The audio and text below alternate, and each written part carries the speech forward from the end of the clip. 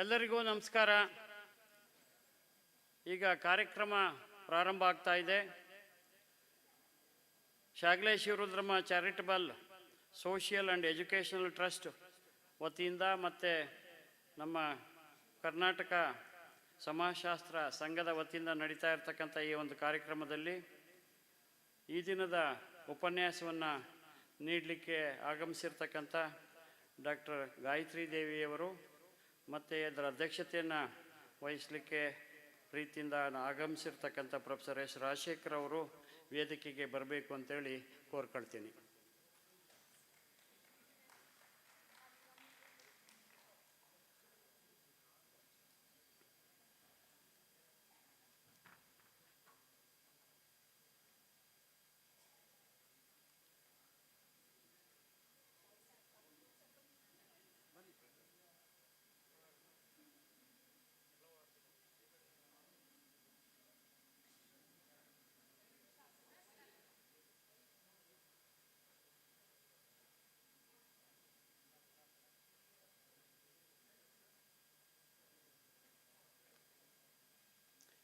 Madam, ಮೊದಲಿಗೆ ನೀವೇ ಹೇಳ್ಬಿಡಿ ಅಷ್ಟೇ.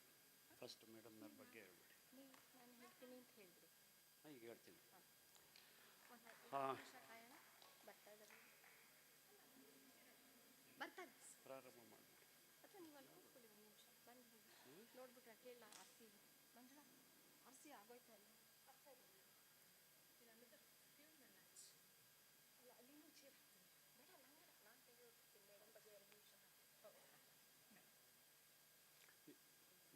ಇನ್ನೊಂದು ಹಾಕ್ಸಿ, ಅವ್ರು ತಿಪ್ಪೇಸನ್ನು ಕೊಡ್ತಿದ್ದಾರೆ. ಸೊ ಅದರಿಂದ ಇನ್ನೊಂದು ಹಾಕ್ಸಿ, ತಿಪ್ಪೇಸನ್ನು ಕೊಟ್ಬಿಟ್ಟಿದ್ದಾನೆ. ಸರಿ ಸರಿ ಸರಿ ಮೇಡಮ್, ಪ್ರಾರಂಭ ಮಾಡೋದು ಮಾಡಬೇಡ.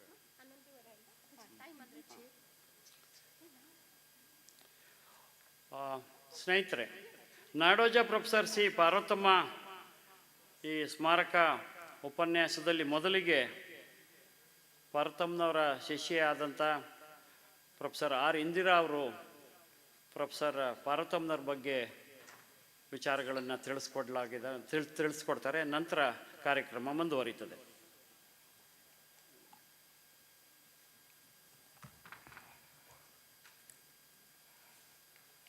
ಎಲ್ರಿಗೂ ನಮಸ್ಕಾರ. ಶಾಗ್ಲೆ ಶಿವರುದ್ರಮ್ಮ ಟ್ರಸ್ಟ್ ಪರವಾಗಿ ತಮ್ಮೆಲ್ರಿಗೂ 3ನೇ ಪ್ರೊಫೆಸರ್ ಪಾರ್ವತಮ್ಮ ಸ್ಮಾರಕ ಉಪನ್ಯಾಸಕ್ಕೆ ಪ್ರೀತಿಯ ಸ್ವಾಗತ. ನಮ್ಮ ಗುರುಗಳ ಬಗ್ಗೆ 5 ನಿಮಿಷದಲ್ಲಿ ಮಾತಾಡಬೇಕಂದ್ರೆ ತುಂಬ ಕಷ್ಟ. ಆದರೆ ನಾನು ಗಾಯತ್ರಿ ಅವರು ಅವರ ಬರಹಗಳ ಬಗ್ಗೆ, ಅವ್ರು ಮಾಡಿದ ಕೆಲಸ, ಸಂಶೋಧನೆ ಬಗ್ಗೆ ತಮ್ಮ ಭಾಷಣದಲ್ಲಿ ಮಾತಾಡ್ತಾರೆ. ನಾನು ಬರೀ ಮೇಡಮ್ ಅವರ ಒಂದು ಶೈಕ್ಷಣಿಕ ಪಯಣ ಮತ್ತು ಅವ್ರು ಮಾಡಿದಂಥ ಕೆಲಸಗಳ ಬಗ್ಗೆ ಬಹಳ ಸಂಕ್ಷಿಪ್ತವಾಗಿ ಅಷ್ಟೇ ನಾನು ಮಾತಾಡ್ತೀನಿ. ಪ್ರೊಫೆಸರ್ ಪಾರ್ವತಮ್ಮ ಅವರು ಈಗ ದಾವಣಗೆರೆ ಜಿಲ್ಲೆಯಲ್ಲಿರ್ತಕ್ಕಂಥ, ಆದರೆ ಆವಾಗ ಚಿತ್ರದುರ್ಗ ಜಿಲ್ಲೆಯಲ್ಲಿ ಇರ್ತಕ್ಕಂಥ ಶಾಗ್ಲಿ ಅಂತಕ್ಕಂಥ ಭಾಳ ಒಂದು ಸಣ್ಣ ಗ್ರಾಮದಲ್ಲಿ 1927ನೇ ವರ್ಷ ಜನಿಸಿದರು. ತುಂಬ ಕಷ್ಟಕರವಾದ ಆರ್ಥಿಕ ಪರಿಸ್ಥಿತಿಗಳಲ್ಲಿ ಇದ್ದಂಥ ಅವರ ಕುಟುಂಬ ಅವರಿಗೆ ಅವ್ರ ತಾಯಿ ಅವರು, ಯಾಕೆಂದರೆ ಬಹಳ ಸಣ್ಣ ವಯಸ್ಸಿನಲ್ಲಿಯೇ ಅವರು ತಮ್ಮ ತಂದೆಯವರನ್ನು ಕಳ್ಕೊಂಡ್ರು. ಅವರ ತಾಯಿ ಶಾಗ್ಲಿ ಶಿವರುದ್ರಮ್ಮ ಅವರು ಮಗಳನ್ನು ಓದಿಸ್ಬೇಕು, ಮುಂದೆ ತರಬೇಕು ಅಂತ ಬಹಳ ಕಷ್ಟಕರವಾದಂಥ ಪರಿಸ್ಥಿತಿಗಳಲ್ಲಿ ಜೀವನವನ್ನು ನಡೆಸಿದವರು. ಅವರು ಮಿಡ್ಲ್ ಸ್ಕೂಲ್ ಅಂತ ಆಗಿನ ಕಾಲಕ್ಕೆ ಕರೀತಾ ಇದ್ರು. ಲೋಕಿಕೆರೆ ಅಂತ ಒಂದು ಗ್ರಾಮದಲ್ಲಿ ಇತ್ತು. ಅವ್ರ ಊರಿನಿಂದ ಅಲ್ಲಿ ಹೋಗುವಾಗ ಅನೇಕ ಸತಿ ಪ್ರವಾಹ ಪರಿಸ್ಥಿತಿಗಳು ಬಂದು ಶಾಲೆಗೆ ಹೋಗೋದೇ ಕಷ್ಟ ಆಗಿರೋಂಥ ಸಂದರ್ಭದಲ್ಲಿ ಲೋಕಿಕೆರೆ ಗ್ರಾಮದ ಅವರ ಒಬ್ಬ ಸಹೃದಯರು ಅವರಿಗೆ ಆ ಲೋಕಿಕೆರೆಯಲ್ಲಿಯೇ ವಾಸ ಮಾಡೋದಕ್ಕೆ ಅವಕಾಶ ಮಾಡಿಕೊಟ್ರು. ಆದರೆ ಆ ನಂತರ ಮುಂದಿನ ಶಿಕ್ಷಣವನ್ನು ಹೈಸ್ಕೂಲ್ ದಾವಣಗೆರೆನಲ್ಲಿ ಅವರು ಮೇಡಮ್ ಪೂರ್ಣಗೊಳಿಸಿದ್ರು. ಆಗಿನ ಕಾಲಕ್ಕೆ ದಾವಣಗೆರೆನಲ್ಲಿ ಕಾಲೇಜ್ ಇರಲಿಲ್ಲ. ಹಾಗಾಗಿ ಅವರು ಮೈಸೂರಿಗೆ ಬಂದು ಜೂನಿಯರ್ ಕಾಲೇಜಿನ ಮಹಾರಾಣೀಸ್ ಕಾಲೇಜಿನಲ್ಲಿ, ಮೈಸೂರಿನ ಮಹಾರಾಣಿ ಕಾಲೇಜಿನಲ್ಲಿ ಅವರು ಸೇರಿ 1946ನೇ ಇಸ್ವಿಯಲ್ಲಿ ಅದನ್ನು ಮುಗಿಸಿದ್ರು. ಆನಂತರದಲ್ಲಿ ಅವರು ಮಹಾರಾಜ ಕಾಲೇಜಿನಲ್ಲಿ BA ಆನರ್ಸ್ ಮತ್ತು MA ಸೋಷಿಯಲ್ ಫಿಲಾಸಫಿ. ಯಾಕೆ ಅಂತಂದರೆ ಮಹಾರಾಜ ಕಾಲೇಜಿನಲ್ಲಿ ಮತ್ತು ಮೈಸೂರು ವಿಶ್ವವಿದ್ಯಾನಿಲಯದಲ್ಲಿ ಸಮಾಜಶಾಸ್ತ್ರದ ಪಯಣ ಆರಂಭ ಆಗಿ 100 ವರ್ಷಗಳಿಗೂ ಹೆಚ್ಚಾಗಿದೆ. ನಾನು ಯಾಕೆ 100 ವರ್ಷ ಅಂತ ಹೇಳ್ತೇನೆ ಅಂತಂದರೆ 1917ನೇ ಇಸ್ವಿಯಲ್ಲಿ ಮುಂಬೈನಿಂದ ಪ್ರೊಫೆಸರ್ AR ವಾಡಿಯಾ ಅವರು ಮೈಸೂರು ವಿಶ್ವವಿದ್ಯಾನಿಲಯಕ್ಕೆ ಫಿಲಾಸಫಿ ಡಿಪಾರ್ಟ್ಮೆಂಟ್ನಲ್ಲಿ ಪ್ರಾಧ್ಯಾಪಕರಾಗಿ ಅವರ ಆಹ್ವಾನದ ಮೇರೆಗೆ ಬಜೇಂದ್ರನಾಥ್ ಸೀಲ್ ಹೆಸರನ್ನು ತಾವೆಲ್ಲ ಕೇಳಿರ್ತೀರ, ಅವರು ಕುಲಪತಿಗಳಾಗಿದ್ದರು. ಇವರಿಬ್ಬರಿಗೂ ಸಮಾಜಶಾಸ್ತ್ರದ ಮೇಲೆ ವಿಶೇಷವಾದಂಥ ಒಲವು ಇದ್ದಿದ್ದರಿಂದ ಅವ್ರನ್ನ ಕರೆಸ್ಕೊಂಡ್ರು. ಮುಂಬೈನ ಎಲ್ಫಿನ್ಸ್ಟನ್ ಕಾಲೇಜಿನಲ್ಲಿ ಇದ್ದದ್ದು ವಾಡಿಯಾ ಅವರು. ಹಾಗಾಗಿ ಸುಮಾರು ಆಗಿನ ಕಾಲಕ್ಕೆ ಫಿಲಾಸಫಿ ಇದ್ದರೂ ಕೂಡ ಸಮಾಜಶಾಸ್ತ್ರದ ಬಗ್ಗೆ ವಿಶೇಷವಾದಂಥ ಪ್ರೀತಿ ಮತ್ತು ಕಾಳಜಿ ಇದ್ದಂಥ ವಾಡಿಯಾ ಅವರು ಮತ್ತು ಬಜೇಂದ್ರನಾಥ್ ಸೀಲ್ ಅವರು ಫಿಲಾಸಫಿ ಡಿಪಾರ್ಟ್ಮೆಂಟ್ನಲ್ಲೇ ಸೋಷಿಯಾಲಜಿ ಸಬ್ಜೆಕ್ಟನ್ನು ಇಂಟ್ರೊಡ್ಯೂಸ್ ಮಾಡಿದ್ರು. ಯಾಕಂತಂದರೆ ಅವರಿಗೆ ಅಭಿಪ್ರಾಯ ಏನಿತ್ತು ಅಂತ ಹೇಳಿದ್ರೆ ಫಿಲಾಸಫಿಗೆ ಸಮಾಜಶಾಸ್ತ್ರೀಯ ದೃಷ್ಟಿಕೋನ ಇರಬೇಕಂತ. ಆಗ್ಲೇನೇನೆ ಇದು ನಮ್ಮ ಮೇಡಮ್ ಕೂಡ ಅದೇ ಪರಂಪರೆಯಲ್ಲಿ ಬೆಳೆದವರು. ಆಗ್ಲೇನೇನೆ ಅವರು ಅಂತರ್ಶಿಸ್ತೀಯ ದೃಷ್ಟಿಕೋನ ಅಂತ ನಾವು ಇವತ್ತೇನು ಹೇಳ್ತಾ ಇದ್ದೀವಿ, ಇವತ್ತು ಕಳೆದ ಒಂದು 20 ವರ್ಷಗಳಿಂದ ಅದ್ರ ಬಗ್ಗೆ ಭಾಳ ಮಾತಾಡ್ತಿದ್ದೇವೆ. ಅದಕ್ಕೆ ನಿಜವಾದ ಒಂದು ಬುನಾದಿಯನ್ನು ಹಾಕಿದ್ದು ಮೈಸೂರು ವಿಶ್ವವಿದ್ಯಾನಿಲಯದ ಒಂದು ಸೋಷಿಯಲ್ ಫಿಲಾಸಫಿ ವಿಭಾಗದಲ್ಲಿ. ಮತ್ತು 28-29ನಲ್ಲಿ BA ಕ್ಲಾಸಸ್ ಆರಂಭ ಆಯಿತು. ಸೊ ಮೇಡಮ್ ಅಲ್ಲಿ MA ಮುಗಿಸಿದ ನಂತರ 1950ರಲ್ಲಿ ಅವರಿಗೆ ಗೌರ್ಮೆಂಟ್ ಆಫ್ ಇಂಡಿಯಾದ ಸ್ಕಾಲರ್ಶಿಪ್ ಹೈಯರ್ ಸ್ಟಡೀಸ್ನ ಬೇರೆ ದೇಶಗಳಲ್ಲಿ ಪರ್ಸ್ಯೂ ಮಾಡೋದಕ್ಕೆ ಸಿಕ್ತು. ಮೊದಲಿಗೆ ಅವರು ಅಮೇರಿಕಕ್ಕೆ ಹೋದರು. ಆದರೆ ಆ ವಿಶ್ವವಿದ್ಯಾನಿಲಯದ ಪ್ರಾಯಶಃ ದೃಷ್ಟಿಕೋನಗಳು ಮತ್ತು ಅಧ್ಯಯನ ವಿಧಾನಗಳು ಅವರಿಗೆ ಅಷ್ಟು ಹಿತ ಅನ್ನಿಸ್ಲಿಲ್ಲ ಅಂತ UK ಮ್ಯಾಂಚೆಸ್ಟರ್ ವಿಶ್ವವಿದ್ಯಾನಿಲಯಕ್ಕೆ ಬಹಳ ಪ್ರಖ್ಯಾತ ಮಾನವಶಾಸ್ತ್ರಜ್ಞ ಮ್ಯಾಕ್ಸ್ ಗ್ಲಕ್ಮನ್ ಅವರ ಮಾರ್ಗದರ್ಶನದಲ್ಲಿ ಅವರು PhDಯನ್ನು ಪ್ರಾರಂಭ ಮಾಡಿದ್ರು. ಮ್ಯಾಕ್ಸ್ ಗ್ಲಕ್ಮನ್ ಸ್ವತಃ ಕಸ್ಟಮರಿ ಪ್ರಾಕ್ಟಿಸಸ್, ರಿಚುವಲ್ಸ್ ಆ ಒಂದು ಕ್ಷೇತ್ರದಲ್ಲಿ ಬಹಳ ದೊಡ್ಡ ಕೆಲಸವನ್ನು ಮಾಡಿದಂಥ ಮಾನವಶಾಸ್ತ್ರಜ್ಞರು. ಮೇಡಮ್ ಕೂಡ ತಮ್ಮ PhDಯನ್ನು ಮೈಲಾರ ಅನ್ನುವ ಗ್ರಾಮದಲ್ಲಿ ಅದನ್ನು ಕೇಂದ್ರೀಕರಿಸಿ ಮಾಡಿದಂಥದ್ದು. ಮತ್ತು ಅವರ ನಿರಂತರ ಅವರ ಅಧ್ಯಯನ, ಅವರ ಶಿಸ್ತು, ಅವರ ಓದ್ ಬಗ್ಗೆ ನಾನು ಪ್ರಾಯಶಃ 1-2 ಮಾತುಗಳನ್ನು ಹೇಳೋದಕ್ಕೆ ನಾನು ಇಚ್ಛೆ ಪಡ್ತೀನಿ. ಯಾಕಂತ ಹೇಳಿದ್ರೆ ನಾನು ಇದರಲ್ಲಿ ಒಂದು ಪರ್ಸನಲ್ ನೋಟ್ ಇದೆ, ಯಾವಾಗಲೂ ನಾನು ಇದನ್ನು ಹೇಳ್ತೀನಿ. ಯಾಕೆಂದರೆ ಮುಂದಿನ ತಲೆಮಾರುಗಳಿಗೆ ಮತ್ತು ನಾವೆಲ್ಲರೂ ಮೇಷ್ಟ್ರುಗಳಿದ್ದೀವಿ. ನಾನು ಆವಾಗಿನ ಸಣ್ಣ ಹುಡುಗಿ ಸ್ಕೂಲಲ್ಲಿ ಓದ್ತಾ ಇದ್ದೆ. ನಮ್ಮ ತಂದೆ ಇಂಗ್ಲೀಷ್ ಪ್ರಾಧ್ಯಾಪಕರಾಗಿದ್ದರು ಮೈಸೂರು ವಿಶ್ವವಿದ್ಯಾನಿಲಯದಲ್ಲಿ. ಅವರು ಕೂಡ ದಾವಣಗೆರೆ ಜಿಲ್ಲೆಯ ಮಾಯ್ಕೊಂಡ ಗ್ರಾಮದಿಂದ ಬಂದವರು, ನೇಬರಿಂಗ್ ವಿಲೇಜಸ್ಸಿಂದ, ಬಟ್ ಸಹೋದ್ಯೋಗಿಗಳು ಆಗಿದ್ದರು ಮಹಾರಾಜ ಕಾಲೇಜಿನಲ್ಲಿ. ನಮ್ಮ ಮನೆಗೆ ಪ್ರೊಫೆಸರ್ ಪಾರ್ವತಮ್ಮ ಅವರು ಥೀಸಿಸ್ನ ಮ್ಯಾಕ್ಸ್ ಗ್ಲಾಕ್ಮನ್ ಅವ್ರ ಮಾರ್ಗದರ್ಶನದಲ್ಲಿ ಮ್ಯಾಂಚೆಸ್ಟರ್ ವಿಶ್ವವಿದ್ಯಾನಿಲಯದಲ್ಲಿ ಇಂಗ್ಲೀಷ್ನಲ್ಲಿ ಮಾಡಿದ್ರು. ಭಾಷಾ ದೃಷ್ಟಿಯಿಂದ ಅದನ್ನು ತೋರಿಸೋದಕ್ಕೆ ನಮ್ಮ ತಂದೆಯವ್ರ ಹತ್ರ ಅವ್ರು ಬರ್ತಾಯಿದ್ರು. ಇದು ನಾನು ಯಾಕೆ ಹೇಳ್ತಾ ಇದ್ದೇನೆ ಅಂದರೆ, ಹೆಂಗೆ ನಾಲೆಡ್ಜನ್ನು ನಾವು ಯಾವ ಮಾರ್ಗದಿಂದ ಬಂದರೂ ಕಲಿಯೋದಕ್ಕೆ ನಾವು ತಯಾರಿರಬೇಕು. ಮತ್ತು ಇದನ್ನೇ ಹೇಳುವಾಗ ಇನ್ನೊಂದು ವಿಷಯನೂ ನಮ್ಮ ಮೇಡಮ್ ಬಗ್ಗೆ ಹೇಳ್ಬಿಡ್ತೀನಿ. ಅಷ್ಟು ದೊಡ್ಡ ಸ್ಥಾನದಲ್ಲಿ ಇದ್ರೂ ಅವರ ಶಿಷ್ಯಂದಿರನ್ನು ಬೇರೆ ವಿಶ್ವವಿದ್ಯಾನಿಲಯಗಳಲ್ಲಿದ್ದ ಸಮಾಜಶಾಸ್ತ್ರ ಅಧ್ಯಾಪಕರ ಜೊತೆ ಚರ್ಚೆಯಲ್ಲಿ ತೊಡಗೋದಕ್ಕೆ, ಅವರಿಂದ ಕಲಿಯೋದಕ್ಕೆ ಮೇಡಮ್ ಕಳಿಸ್ತಾ ಇದ್ರು. ಇದು 2 ಪ್ರವೃತ್ತಿಗಳು. ನಾನು ಯಾವ ಪರ್ಸ್ನಲ್ ಇದರಲ್ಲಿ ಹೇಳಲ್ಲ, ಆದರೆ ಬಹಳಷ್ಟು ಕಡೆಗಳಲ್ಲಿ ಇವತ್ತು ಯಾವ ಸಂಬಂಧಗಳು, ಶೈಕ್ಷಣಿಕ ಸಂಬಂಧಗಳು ಇಲ್ಲ, ಸಾಮಾಜಿಕ ಸಂಬಂಧಗಳು ಇಲ್ಲ. ಆದರೆ ಅದು ಎಲ್ಲಿವರೆಗೂ ಆಗಲ್ವೋ ಅಲ್ಲಿ ತನಕ ಸಬ್ಜೆಕ್ಟ್ ಬೆಳೆಯಲ್ಲ. ಹಾಗಾಗಿ ಮೇಡಮ್ ನಮ್ಮ ವಿಶ್ವವಿದ್ಯಾನಿಲಯಕ್ಕೆ ಇಂಗ್ಲೆಂಡಿನಿಂದ ಬಂದ ಮೇಲೆ ಅವರು ಸಮಾಜಶಾಸ್ತ್ರ ವಿಭಾಗವನ್ನು ಕಟ್ಟಿ ಬೆಳೆಸಿ 1988ನೇ ಇಸ್ವಿಯಲ್ಲಿ ಅವರು ಒಫಿಷಿಯಲ್ ಸರ್ವಿಸಿಂದ, ಬಿಕಾಸ್ ನನಗೆ ಆ ವರ್ಡ್ ರಿಟೈರ್ಮೆಂಟ್ ಇಷ್ಟ ಇಲ್ಲ ಪರ್ಸ್ನಲಿ, ನಾನು ಹೇಳಲ್ಲ, ಬಟ್ ನಮ್ಮ ವಿಶ್ವವಿದ್ಯಾನಿಲಯದಿಂದ ಅವರು 1988ವರೆಗೂ ಪ್ರಾಧ್ಯಾಪಕರಾಗಿ ವಿಭಾಗದ ಮುಖ್ಯಸ್ಥರಾಗಿದ್ದರು. ಮತ್ತು ಅವರ ನಮ್ಮ ಡಿಪಾರ್ಟ್ಮೆಂಟಲ್ಲಿ ಇರೋವಾಗಲೇ ಎರಡು ಬೇರೆ ಪ್ರತ್ಯೇಕ ವಿಭಾಗಗಳನ್ನು ಅವರು ಆರಂಭ ಮಾಡಿದ್ರು. ಒಂದು ಆಂಥ್ರೋಪಾಲಜಿ ಮತ್ತೊಂದು ಸೋಷಿಯಲ್ ವರ್ಕ್. ಇದು ಎರಡು ಡಿಪಾರ್ಟ್ಮೆಂಟ್ಸ್ ಒಟ್ಟಲ್ಲಿ ಮೈಸೂರು ವಿಶ್ವವಿದ್ಯಾನಿಲಯ 3 ವಿಭಾಗಗಳಲ್ಲಿ ಸೋಷಿಯಾಲಜಿ, ಸೋಷಿಯಲ್ ವರ್ಕ್ ಮತ್ತು ಆಂಥ್ರೋಪಾಲಜಿ ಅವರ ಛಾಪನ್ನು ಯಾವತ್ತಿಗೂ ನಾವು ಕಾಣ್ತೀವಿ. ಯಾಕೆಂದರೆ ನನಗೆ ಒಂದು ಇತ್ತೀಚೆಗೆ ಓದುವಾಗ ಗೊತ್ತಾಯಿತು, ಪ್ರೊಫೆಸರ್ ವಾಡಿಯಾ ಅವರು ಕೂಡ ಸೋಷಿಯಲ್ ವರ್ಕ್ ಬಗ್ಗೆ ಸಾಕಷ್ಟು ಕಾಳಜಿ ಹೊಂದಿದ್ರಂತೆ. ಸೋಷಿಯಲ್ ವರ್ಕಿಗೂ ಒಂದು ಸೈದ್ಧಾಂತಿಕ ದೃಷ್ಟಿಕೋನ ಇರಬೇಕಂತ ಆಗ ಹೇಳಿದ್ರಂತೆ. ಅದನ್ನೇ ನಮ್ಮ ಮೇಡಮ್ ಚೇರ್ಮನ್ ಆಗಿದ್ದಾಗ ಅಷ್ಟು 60 ವರ್ಷಗಳ ನಂತರ ಸೋಷಿಯಲ್ ವರ್ಕ್ ನಮ್ಮ ಡಿಪಾರ್ಟ್ಮೆಂಟಲ್ಲಿ ಸ್ಟಾರ್ಟ್ ಆಯಿತು. ಇನ್ನು ಕ್ವಿಕ್ಕಾಗಿ ಅವರ ಒಂದು ಅವರು ಪದವಿಗಳಿಗಾಗಿ ಅಥವಾ ಹುದ್ದೆಗಳಿಗಾಗಿ ಯಾವತ್ತೂ ಅವರು ಕೇರ್ ಮಾಡಿದವರಲ್ಲ. 2 ಬಾರಿ ಕುಲಪತಿಗಳಾಗಿ ಅವರಿಗೆ ಆಹ್ವಾನ ಬಂದಿದ್ರೂ ಕೂಡ ಅವರು ಅದನ್ನು ಒಪ್ಕೊಳ್ಳಿಲ್ಲ.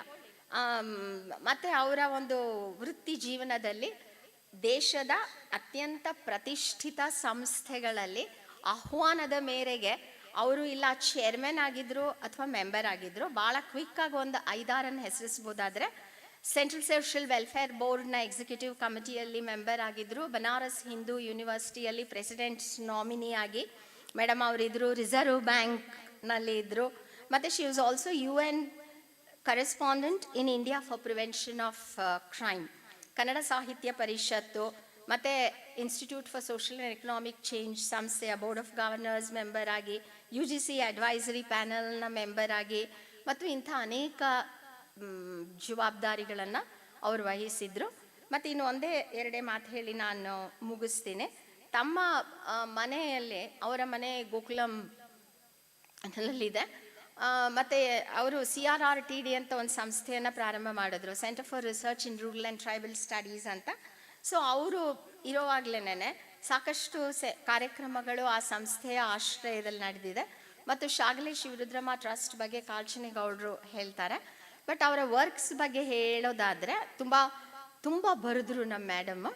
ಪಾಲಿಟಿಕ್ಸ್ ಆ್ಯಂಡ್ ರಿಲಿಜನ್, ಮತ್ತು ಅವರ ವರ್ಕ್ಸ್ನ ಎಸೆನ್ಸ್ ಬಗ್ಗೆ ಗಾಯತ್ರಿ ಮಾತಾಡ್ತಾರೆ, ಅದಕ್ಕೆ ನಾನೇನು ಹೆಚ್ಚು ಹೇಳಲ್ಲ. Sociological essays on Veerashaivism, study of schedule caste and schedule tribes in Karnataka, Adivasi ಸಮುದಾಯಗಳ ಬದುಕು ಮತ್ತು ಬವಣೆ, ಕ್ಲಾಮರ್ ಫಾರ್ ಬ್ಯಾಕ್ವರ್ಡ್ನೆಸ್, ಮತ್ತು ಆ ರೀತಿಯ ಅನೇಕ ಗ್ರಂಥಗಳನ್ನು, ಲೇಖನಗಳನ್ನು ಅವರು ಬರೆದ್ರು. ಮತ್ತು ಅವರದ್ದು ಒಂದು ಸ್ಟ್ಯಾಂಡ್ ಬಗ್ಗೆ ಆ್ಯಸ್ ಎ ಸೋಷಿಯಾಲಜಿಸ್ಟ್ ಹೇಳಬೇಕಂದ್ರೆ, ಅವರಿಂದ ನಾವು ಬಹಳ ದೊಡ್ಡ ಪಾಠ ಕಲಿಯೋದು ಅವರ ಕರೇಜ್ ಮತ್ತು boldness. Because she was a person who never made compromises. ಯಾಕೆಂದರೆ ನಾವು ಯಾವಾಗಲೂ ಹೇಳ್ತೀವಿ ಬದುಕಿನಲ್ಲಿ ನಮ್ಗೆ 2 ಆಯ್ಕೆಗಳಿದೆ, ಹೋರಾಟ, ಹೊಂದಾಣಿಕೆ ಅಂತ. ಹೋರಾಟದ ಹಾದಿಯನ್ನು ಆಯ್ಕೆ ಮಾಡೋರಿಗೆ ಯಾವಾಗಲೂ ಬಹಳಷ್ಟು ಕಷ್ಟಗಳು ಎದುರಾಗ್ತವೆ.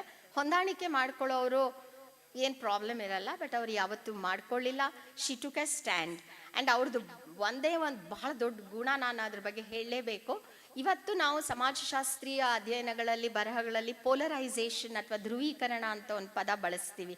ಆದರೆ ಬಹಳ ಹಿಂದೆನೇ ಅವರು ಶಿ ಅವಾಯ್ಡೆಡ್ ಪೋಲರೈಸೇಷನ್. ಒಂದು ವಿಭಾಗದಲ್ಲಿ ಅಪಾಯಿಂಟ್ಮೆಂಟ್ಸ್ ಮಾಡೋದ್ರಿಂದ ಹಿಡಿದು ಅವರು, ನಾವು ಇವತ್ತೇನು ಡೈವರ್ಸಿಟಿ, ಇನ್ಕ್ಲೂಷನ್ ಅಂತ ಮಾತಾಡ್ತಾ ಇದ್ದೀವಿ, ಅದನ್ನು ಅವರು 50 ವರ್ಷಗಳ ಹಿಂದೆನೇ ಮಾಡಿದರು. ಇದನ್ನು ದಯವಿಟ್ಟು ನಾವೆಲ್ಲರೂ ತಿಳ್ಕೊಂಡು ಫಾಲೋ ಮಾಡಬೇಕು. Because she was one person who never encouraged any one group to centralise in any place.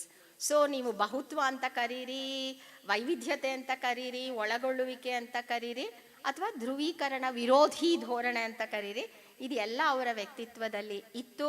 So ಶಾಗಲೆ Shivarudramma trust ವತಿಯಿಂದ ಹಂಪಿಯಲ್ಲಿ ಆರಂಭ ಆದಂಥ ಕಾನ್ಫರೆನ್ಸ್ನಿಂದ ನಾವು ಈ ಮೆಮೋರಿಯಲ್ ಲೆಕ್ಚರ್ಗಳನ್ನು ಪ್ರಾರಂಭ ಮಾಡಿದ್ದೀವಿ. ಇದು 3ನೇ ಲೆಕ್ಚರು. ಅದ್ರ ಬಗ್ಗೆ ಎಲ್ಲ ಕಾಲ್ಚನೇಗೌಡರು ಹೇಳ್ತಾರೆ. ಇವತ್ತು ಶಾಗಲೆ ಶಿವರುದ್ರಮ್ಮ ಟ್ರಸ್ಟ್ ಮತ್ತು CRRTD ಅಥವಾ centre for research in rural and tribal studies ಅನೇಕ ಕಾರ್ಯಕ್ರಮಗಳನ್ನು ಈಗಾಗಲೇ ಮಾಡಿದೆ. ಮತ್ತು ಅವರು ಇನ್ನೊಂದಂದರೆ ತಮ್ಮ ಗುರುಗಳನ್ನು ಎಷ್ಟು ನೆನೆಸ್ಕೊಳ್ತಾ ಇದ್ರು ಅಂದರೆ, ಪ್ರೊಫೆಸರ್ ಯಾಮನಾಚಾರ್ಯ ಅವರು ಫಿಲಾಸಫಿ ಪ್ರೊಫೆಸರು ನಮ್ಮ ವಿಶ್ವವಿದ್ಯಾನಿಲಯದಲ್ಲಿ. ಅವರ ಹೆಸರಿನಲ್ಲಿ ಅವರ ಮನೆಯಲ್ಲಿ ಏನೇ ಒಂದು ದೊಡ್ಡ ಒಂದು ಹಾಲು ಮತ್ತು ಎಲ್ಲ ಫೆಸಿಲಿಟೀಸ್ ಇರ್ತಕ್ಕಂಥ ಒಂದು ವ್ಯವಸ್ಥೆನ ಕ್ರಿಯೇಟ್ ಮಾಡಿದ್ದಾರೆ. ಅದನ್ನು ಸಾಮಾಜಿಕ, ಶೈಕ್ಷಣಿಕ, ಸಾಂಸ್ಕೃತಿಕ ಕಾರ್ಯಗಳಿಗೆ ಬಳಸ್ಕೊಳ್ಳಿ ಅನ್ನೋದು ಅವ್ರ ಉದ್ದೇಶ ಆಗಿತ್ತು. ಕಾರಣಾಂತರಗಳಿಂದ ಅವರು 2006ರಲ್ಲಿ ನಮ್ಮ ಮೇಡಮು ಭೌತಿಕವಾಗಿ ಈ ಪ್ರಪಂಚದಿಂದ ಹೊರನಡೆದ್ರು ಅಷ್ಟೇನೆ. ಆದರೆ ಇವತ್ತಿಗೂ ಕೂಡ ಅವರು ಬಿಟ್ಟು ಹೋದಂಥ ಒಂದು ಶೈಕ್ಷಣಿಕ ದಾರಿ ಏನಿದೆ ಅದನ್ನು ನಾವು ಮತ್ತು ನಾವೆಲ್ಲರೂ ಫಾಲೋ ಮಾಡ್ತೀವಿ. ಇಷ್ಟು ನಾನು ಮಾತಾಡೋಕ್ಕೆ ಬೆಳಗ್ಗೆಯಿಂದ ರೆಡಿ ಮಾಡ್ಕೊಂಡು ಬಂದಿದ್ದೀನಿ. ಯಾಕೆ ಅಂತಂದರೆ ನನ್ನ ಮನಸ್ಸಲ್ಲಿ ಇರೋದೇನಂದರೆ, ಅವರು ಎಷ್ಟು ಸ್ಟ್ರಿಕ್ಟಾಗಿ ಇರ್ತಾಯಿದ್ರು ಅಂತ ಹೇಳಿದ್ರೆ, ಅವರು ಹಾಕ್ತಾ ಇದ್ದ ಶೈಕ್ಷಣಿಕ ಒಂದು ಏನು ಹೇಳೋಣ ಮಾನದಂಡಗಳೇನಿತ್ತು ಅದು ಯಾವತ್ತೂ ನಮ್ಮ ಮನಸ್ಸಿನಲ್ಲಿರುತ್ತೆ. So thank you very much for this opportunity. ಇಷ್ಟು ಹೇಳಿ ನನ್ನ ಮಾತು ಮುಗಿಸ್ತೀನಿ. ನಮಸ್ತೆ. ಪ್ರೊಫೆಸರ್ ಇಂದ್ರ ಅವರಿಗೆ ಧನ್ಯವಾದಗಳು.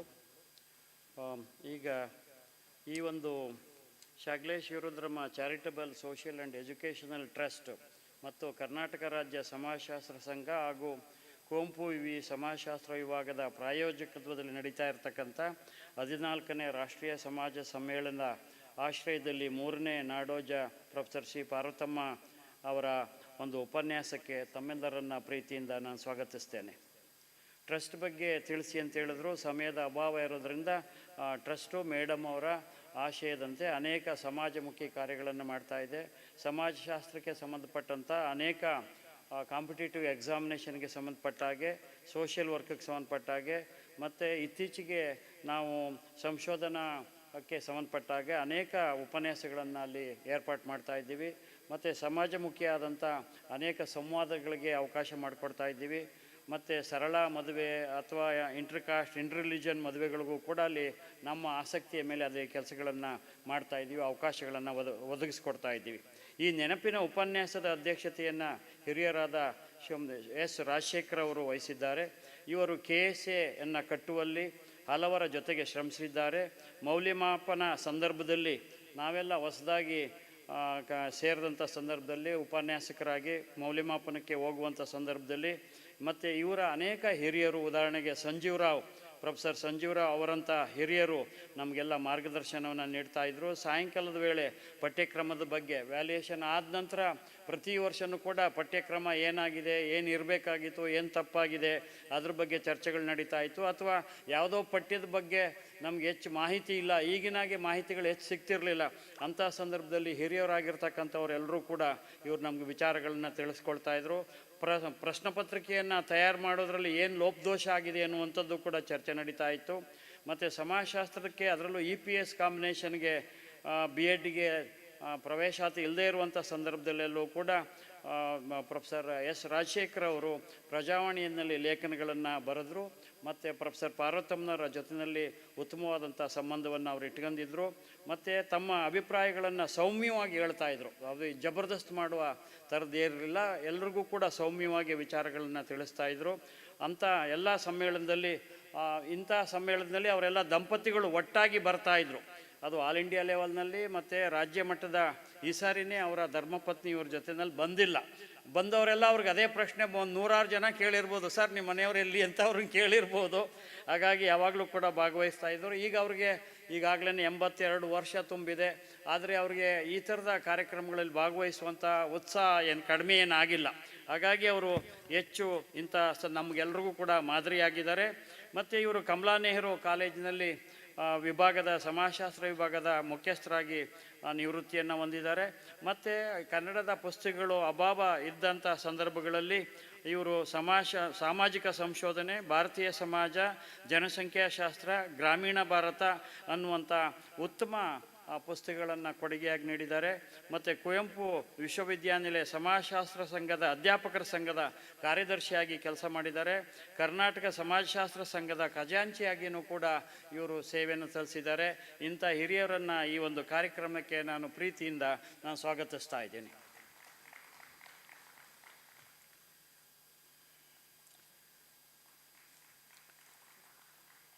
ಈ ದಿನದ ಉಪನ್ಯಾಸವನ್ನು ನೀಡಲು ಆಗಮಿಸಿರ್ತಕ್ಕಂಥ ನಮ್ಮ ಗುರುಗಳಾದಂಥ ಡಾಕ್ಟರ್ KG ಗಾಯತ್ರಿ ದೇವಿಯವರು ಆಗಮಿಸಿದ್ದಾರೆ. ಅವ್ರಿಗೆ ನಾವು ತುಂಬ ಕಡಿಮೆಯ ಅವಧಿಯನ್ನು ಅವರು ಕೊಟ್ಟವು. ಏಕೆಂದರೆ ನಮ್ಮದು ನಿಮಗೆಲ್ರಿಗೂ ಕೂಡ ಗೊತ್ತಾದಾಗೆ ಪ್ರತಿ ಸಾರಿ ಉಪನ್ಯಾಸವೆಲ್ಲವೂ ಕೂಡ ಮುದ್ರಣದಲ್ಲಿ ಬರ್ತದೆ. ಹಾಗಾಗಿ ಮುದ್ರಣದಲ್ಲಿ ಬರುವಾಗ ಅವರು ಹೆಚ್ಚು ಗಮನವನ್ನು ಹರಿಸ್ಬೇಕಾಗ್ತದೆ, ಎಚ್ಚರಿಕೆಯಿಂದ ಇರಬೇಕಾಗ್ತದೆ. ಹಾಗಾಗಿ ಅವರು ಇದನ್ನು ತೀರಾ ಕಡಿಮೆ ಅವಧಿಯಲ್ಲಿ ಅದನ್ನು ಹಗಲು ರಾತ್ರಿ, ನಮಗೆ ಗೊತ್ತಾದಾಗ ಹಗಲು ರಾತ್ರಿ ಶ್ರಮಪಟ್ಟು ಅದನ್ನು ಹಲವು ಸಾರಿ ನೋಡಿ ತಿದ್ದಿ ಇವೆಲ್ಲವನ್ನು ನಮಗೆ ಕೊಟ್ಟಿದ್ದಾರೆ.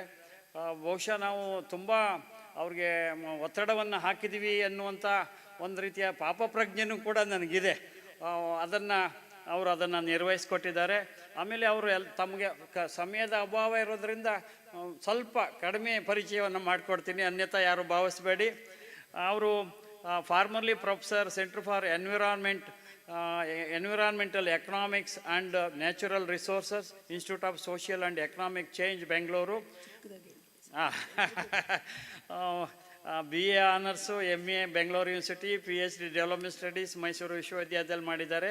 ಸದ್ಯದಲ್ಲಿ visiting professor, national college, consultant devolution and performance index for PRI. Madam ಕೊನೆಗೆ ಬರ್ತಾ ಇದ್ದಾರೆ. ನನ್ನ ಪರಿಚಯ ಎಲ್ರಿಗೂ ಇದೆ ಇಲ್ಲಿರೋರು. ನಾನು ಸ್ವಲ್ಪ ಸ್ವಾರ್ಥಿ, ಯಾಕೆಂದರೆ ನನ್ನ ಪ್ರೆಸೆಂಟೇಷನ್ಗೆ ಧಕ್ಕೆ ಆಗಬಾರ್ದು. ಸೊ 5 ನಿಮಿಷನ ಕಸಿದ್ಕೋತೀನಿ ನಿಮ್ಮೆಲ್ಲರ ಅನುಮತಿ ಇದ್ದರೆ. ವೆಲ್ಕಮ್ ಮಾಡಿಬಿಡಿ. ಮೇಡಮ್ ಅವ್ರನ್ನ ನಾನು ಪ್ರೀತಿಯಿಂದ ತಮ್ಮೆಲ್ಲರ ಪರವಾಗಿ ಹೃತ್ಪೂರ್ವಕವಾಗಿ ಅವರನ್ನು ಸ್ವಾಗತಿಸ್ತಾ ಇದ್ದೇನೆ.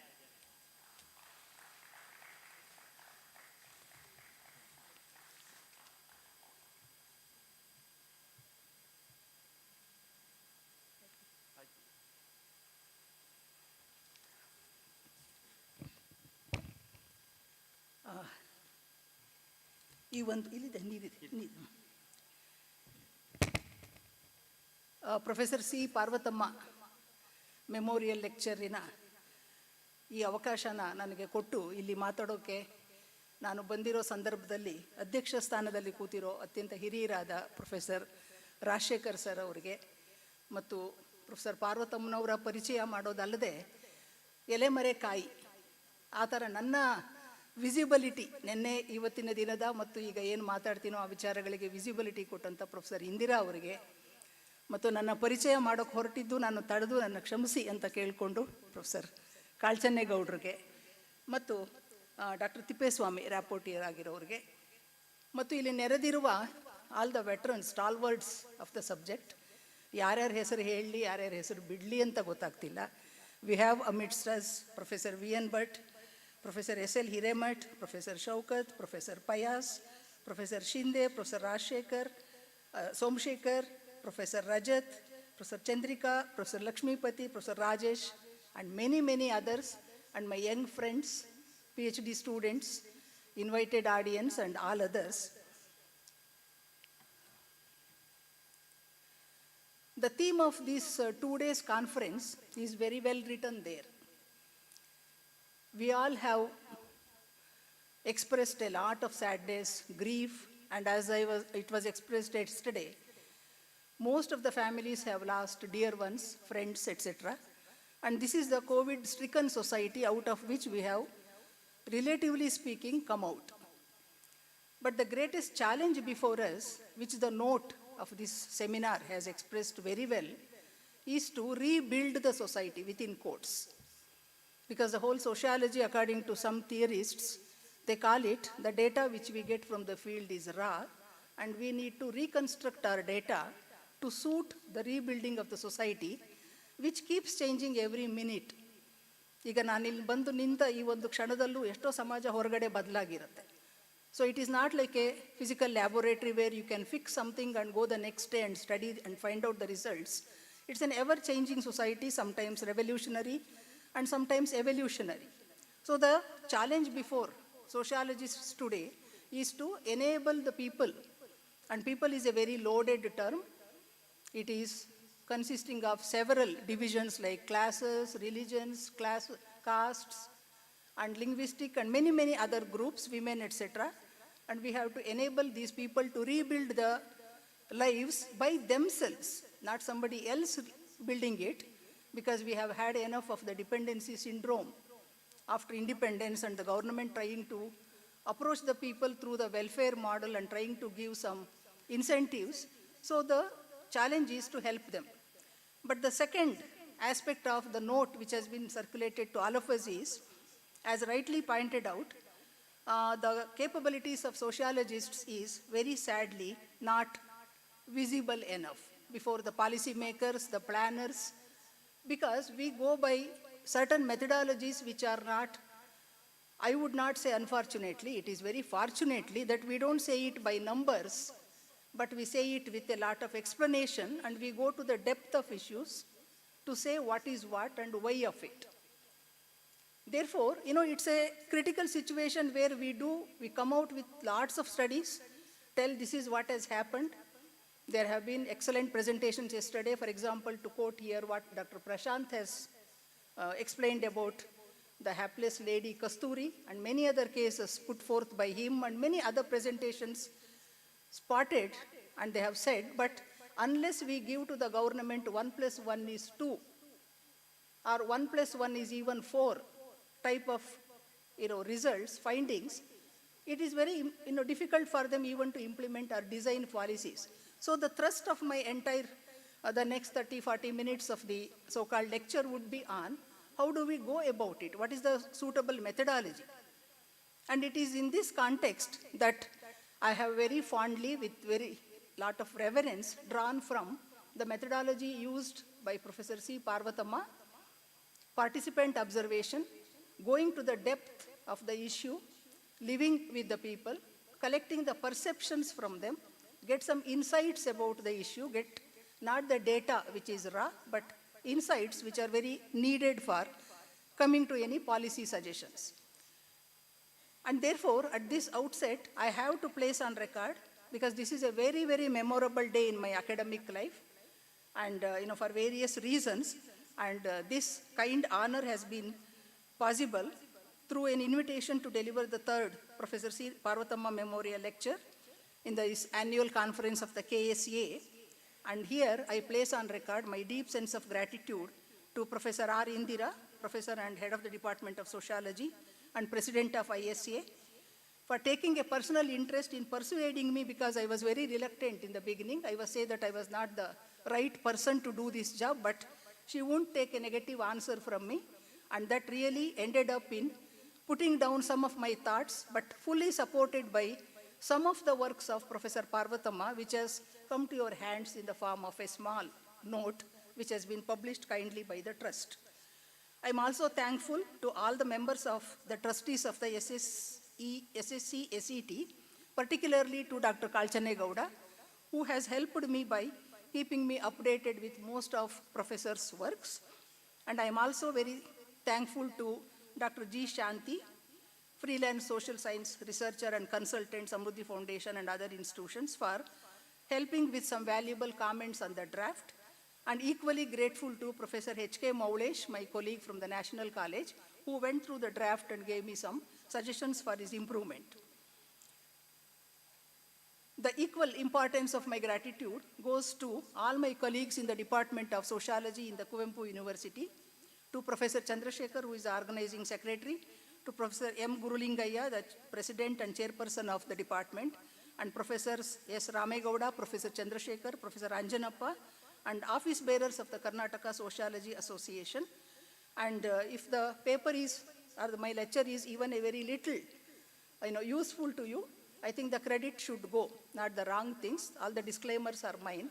Credit must go to, in the same order, Professor C. Parvathamma, into whose lap I fell first for grooming me.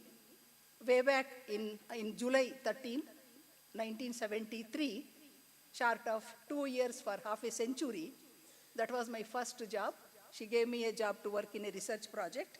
And later on, I did my PhD under the supervision of Professor V.K. Natraj, and several directors and project directors and my colleagues at ISEC, who gave me some opportunity to carry out projects individually as well as collectively. So after this nostalgia, what impressed me, of course, all of you know that it is not possible to go into all the works of Professor Parvathamma. That is not the intention of this lecture also. I'm not standing here to summarize her work.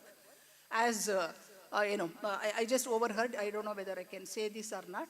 This university, I think, has taken some initiative to organize a separate convention about the works and about the stature of Professor C. Parvathamma. That will be very good idea.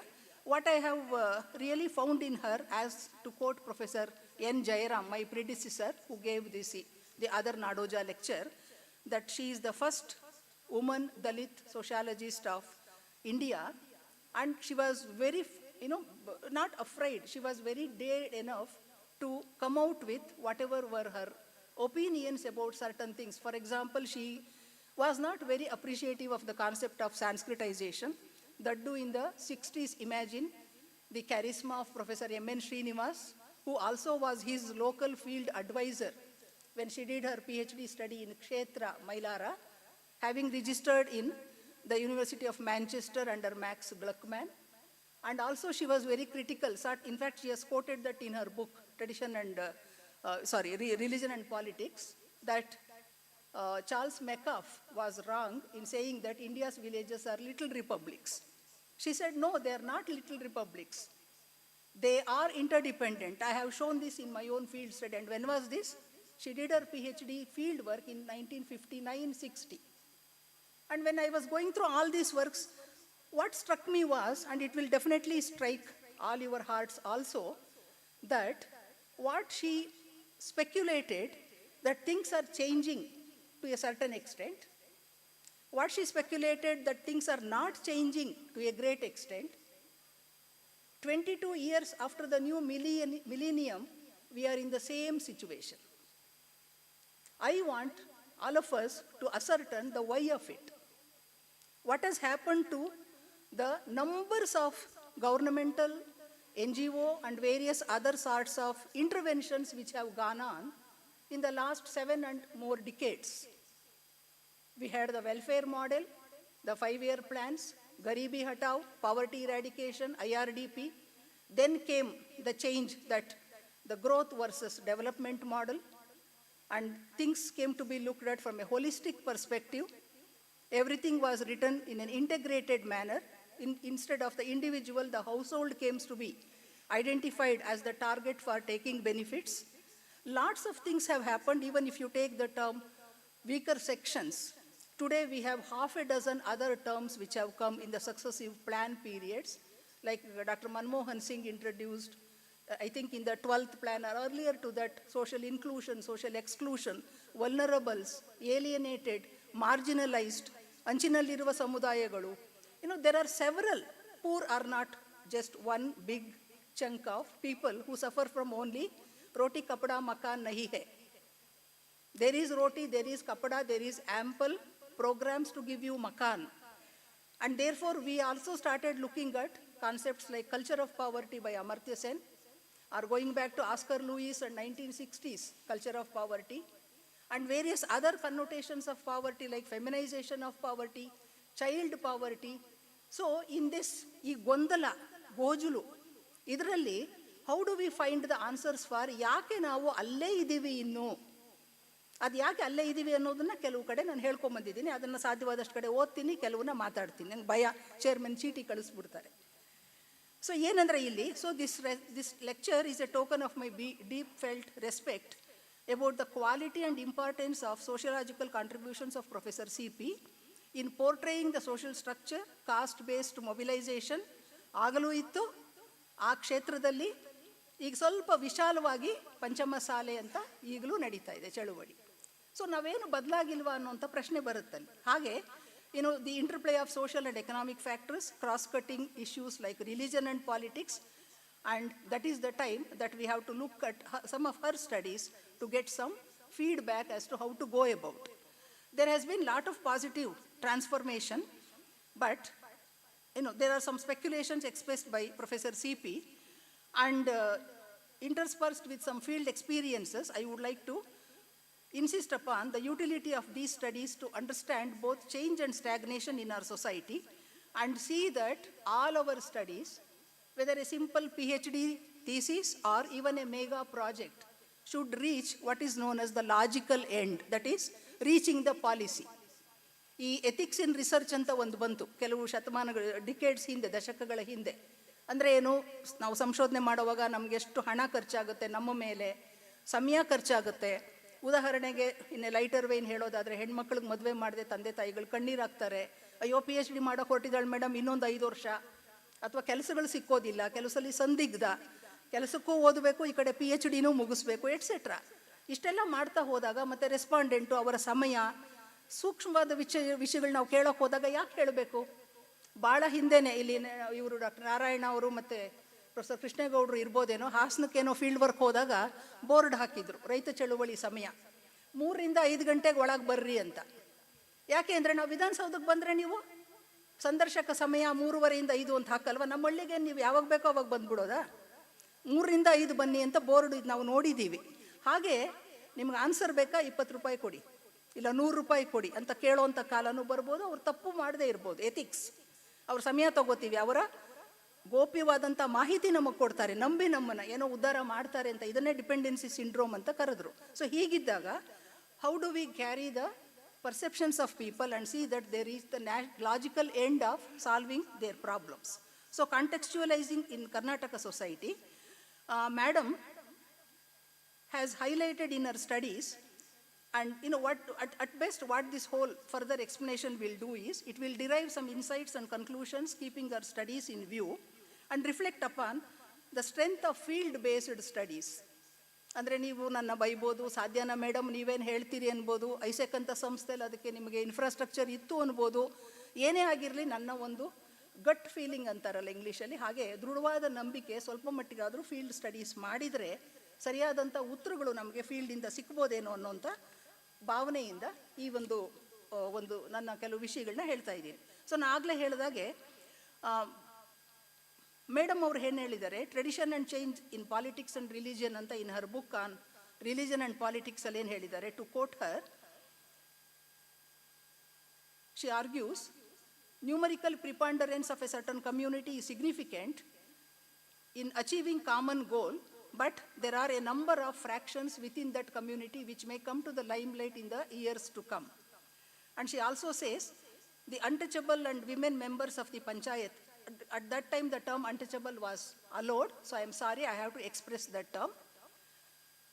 They are all mere yes men in the panchayats who are used in a democracy and caste hierarchy in the local social structure, and fixes the position of different members of the communities.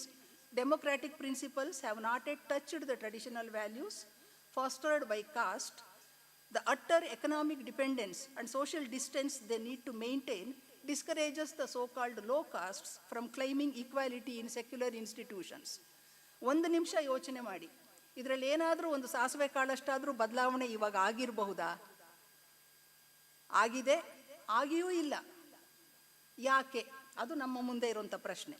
ಅದೇ ಥರದಲ್ಲಿ the Lingayats and other communities ಇನ್ ಕ್ಷೇತ್ರ, she says sectarian movements within Hinduism are not merely religious movements. They are democratic in nature, and the panchayats, she calls them as democratic institutions. They have forged increased solidarity among the members of particular caste groups. So Punjab ಅಲ್ಲಿ ಕಾಪ್ ಪಂಚಾಯತ್ಸ್ ಅಂತಿದ್ದಾವೆ, ಕರ್ನಾಟಕ ಮತ್ತು ತಮಿಳ್ನಾಡು ಕಡೆ customary panchayats ಅಂತ professor V K ನಟರಾಜಿನ ಇನ್ನೊಬ್ಬ PhD student ಕೃಪಾ ಅನಂತಪುರ್ ಅಂತ MIDS ಅಲ್ಲಿ reader ಅವರು ಬರೆದಿದ್ದಾರೆ ಅದ್ರ ಮೇಲೆಲ್ಲ. ಕಸ್ಟಮರಿ ಅಂದರೆ ಸಾಂಪ್ರದಾಯಿಕ ಪಂಚಾಯಿತಿಗಳೇ ಇವತ್ತೂ ತೀರ್ಮಾನ ಮಾಡಿ ಅವ್ರು ಹೇಳಿದಂಥವ್ರನ್ನ ಹೊಸ ಪಂಚಾಯಿತಿಗಳ ಅಧ್ಯಕ್ಷರೋ ಉಪಾಧ್ಯಕ್ಷರೋ, ಅವರು ಮೇಲ್ಜಾತಿಯವರು ಇರ್ಬೋದು, ಮಹಿಳೆಯೋ ಅಥವಾ ಪರಿಶಿಷ್ಟನೋ ಬೇರೆ ಮಾತು, ಗ್ರಾಮ ಸಭೆಯಲ್ಲಿ ಅವರು ಫಲಾನುಭವಿಗಳಾಗಿ ಚುನಾಯಿತ ಆಗುವಂಥ ಪರಿಸ್ಥಿತಿ ಇವತ್ತಿಗೂ ನಡ್ಕೊಂಡ್ಬಂದಿದೆ. 59ರಲ್ಲಿ ಕಂಡಿದ್ದು 2022ನಲ್ಲೂ ಕಂಡು ಬಂದಿದೆ ಅಂತ ಖಂಡಿತ ಹೇಳ್ಬೋದು. ಮತ್ತು political awareness and participation have necessitated the adaption into changed situations, and the role of caste and its identity by the same token has increased considerably in recent years. So the chief issues of our entire set of works, ಸುಮಾರು works professor Indira ಅವರು ಹೇಳಿದ್ರು, but ಅದರ undercurrent ಏನಿತ್ತು ಅಂದರೆ social inequality, caste based discrimination, ದಮನ, ಯಾಕೆ ಅದು ಇನ್ನೂ ನಡ್ಕೊಂಡು ಹೋಗ್ತಾ ಇದೆ ಅನ್ನೋಂಥ ವಿಚಾರಗಳಲ್ಲಿ ಅವರು ಬೇರೆ ಬೇರೆ ಲೆನ್ಸಲ್ಲಿ ನೋಡಿದ್ದಾರೆ. ಆದರೆ ಆ ಫೋಕಸ್ ಅದರ ಮೇಲೆ ಇದ್ದಿದ್ದರಿಂದ ಇವತ್ತು ನಾವು ತುಂಬ ಜನ ಈ ಜಾತಿ ಪದ್ಧತಿ ಬಿಟ್ಟರೆ ಸಮಾಜಶಾಸ್ತ್ರ ಓದೋಕೆ ಇನ್ನೇನೂ ಇಲ್ವಾ ಅಂತಾರಲ್ಲ, ನಾವು ಏನದು ಇರಲಿ ಅಂತೇನು ಆಸೆ ಪಡ್ತಿಲ್ಲ, ಬಟ್ ಅದು ಬಿಟ್ಟು ಹೋಗ್ತಿಲ್ಲ. 20 ಅವತಾರ ಅಂದರೆ cost in its 20th century ಅವತಾರ ಅಂತ MN ಶ್ರೀನಿವಾಸ್ ಬರದೇ 20 ವರ್ಷ ಆಯಿತು. ಈಗ ಅವರು ಬದುಕಿದ್ದಿದ್ರೆ ಇನ್ನೇನು ಬರಿತಾ ಇದ್ರೋ ಏನು. ಸೊ ಹಾಗಿದ್ದಾಗ ಅವ್ರು ಹೇಳ್ತಾರೆ, practice of untouchability, the then district and sessions judge in 1957-58 goes to ಕ್ಷೇತ್ರ, ದಟ್ ಈಸ್ ಮೈಲಾರ ಲಿಂಗ ದೇವಸ್ಥಾನ ಫೇಮಸ್ಸು. ಮೀಟಿಂಗ್ ಆದಾಗ ಅವರಿಗೆ ಆಗಿನ ಕಾಲದ ಕಾಫಿಯೋ ಏನೋ ಕೊಟ್ಟಿರ್ಬೋದು. ಊಟಕ್ಕೆ ಕರೆದು ಒಂದು ಕಡೆ ಪಬ್ಲಿಕ್ ಪ್ಲೇಸಲ್ಲಿ ಊಟ ಕೊಟ್ಟರು. ಒಬ್ಬರು ಮನೆಯಿಂದ ಅಡುಗೆ ಬಂತು, ಎಲ್ಲರೂ ಟೇಬಲ್ ಮೇಲೆ ಚೇರ್ ಮೇಲೆ ಊಟ ಮಾಡಿದರೆ ಡಿಸ್ಟ್ರಿಕ್ಟ್ ಆ್ಯಂಡ್ ಸೆಷನ್ಸ್ ಜಡ್ಜ್ಗೆ ನೆಲದಲ್ಲಿ ಊಟ ಕೊಟ್ಟರು. He was an SC. ಒಂದು ಮಾತು ಹೇಳಿದರೆ M N Srinivas, Gayatri don't be afraid, sociologically ನೀನು ಜಾತಿ ಹೆಸರುಗಳು ಹೇಳದೆ ಮಾತಾಡೋಕ್ಕಾಗಲ್ಲಮ್ಮ ಅಂತ. ಸೊ ಅವರೆಲ್ಲೋ ಆಶೀರ್ವಾದ ಮಾಡ್ತಿದ್ದಾರೆ ಅಂತ ನಂಬ್ಕೊಂಡು ಹೇಳ್ತೀನಿ. He was also from the left hand schedule caste. So ನಾನು ಯಾಕೆ ಹೇಳ್ತೀನಿ ಅಂದರೆ, ಮುಂದೆ ಹೇಳ್ತೀನಿ, ಶೆಡ್ಯೂಲ್ ಕಾಸ್ಟ್ ಆ ಥರ ಪ್ರಾಕ್ಟೀಸ್ನ ನಾನು 2002ನಲ್ಲಿ ನನ್ನ ಕಣ್ಣು ಮುಂದೆನೂ ನೋಡಿದ್ದೀನಿ.